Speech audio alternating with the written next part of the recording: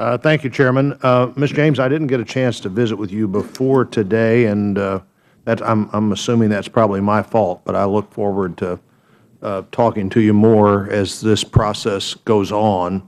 I just have a couple of I think basically they're future asset and equipment questions. We have Whiteman Air Force Base in the state that Senator McCaskill and I represent, and clearly important in our overall strategy. You know, the only new aircraft I believe out there is the long-range stealth bomber that's being considered right now. Obviously, that's an important part of power projection, maybe an important platform that other equipment can look to be built around. But are you concerned that in the decade in front of us, that's the only plane we're talking about right now as a new addition to the Air Force?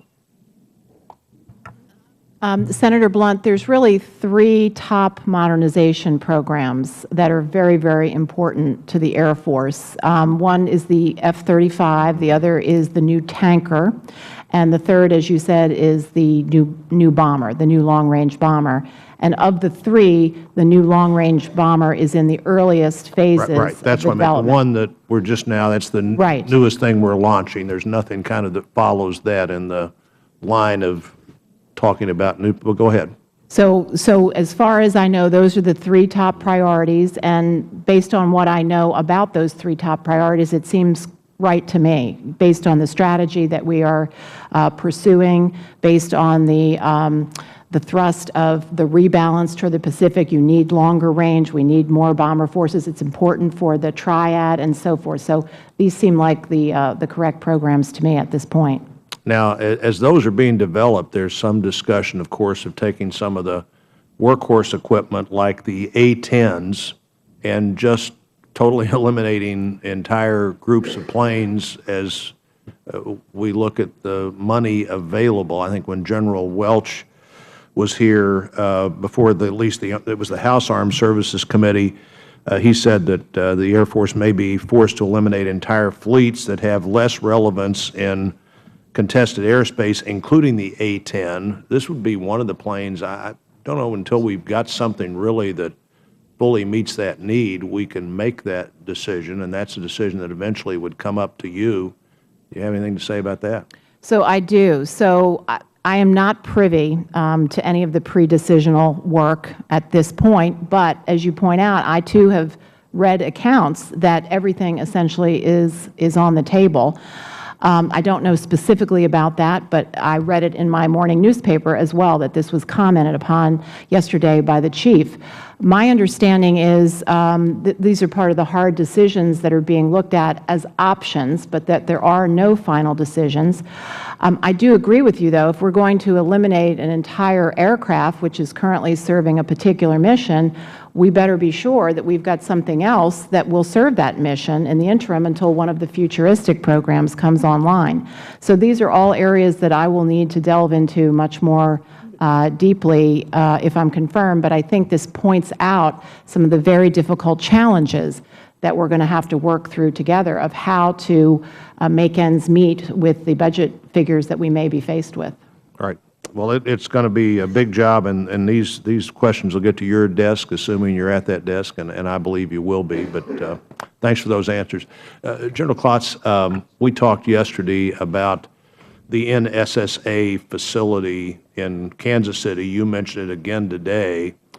I think one of the things you're going to have to deal with there is what do you do with the property that you're leaving that goes back to World War II airplane production. If you've got some thoughts on how that move is going to occur, when it will be finished, and then what happens to the property that you leave behind.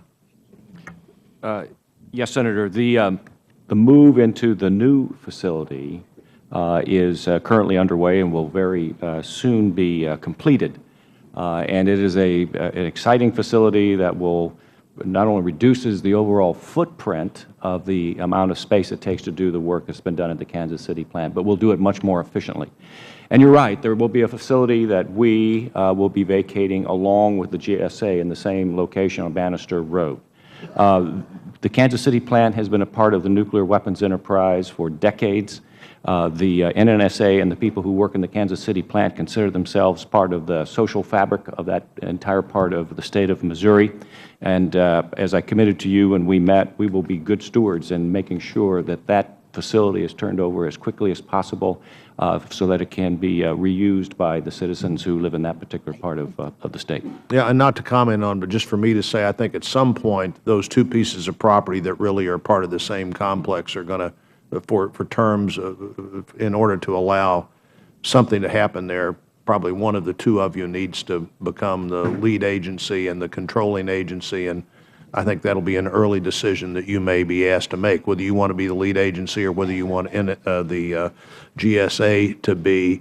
I don't believe you had a chance to comment on Senator Reed's question about contractors. One, are there a lot of contractors? And two, after these recent incidents that we've seen with contractors, Edward Snowden and now the contractor at the Navy Yard, what are your thoughts about how to deal with the necessity of contractors and how to better deal with this overall issue? Senator, the NNSA relies extensively on contractors and has for a number of years. There are roughly 1,800 Federal employees in the NNSA, but there are nearly 30,000 contractor employees that work in the national security laboratories, in the plants, and various other facilities.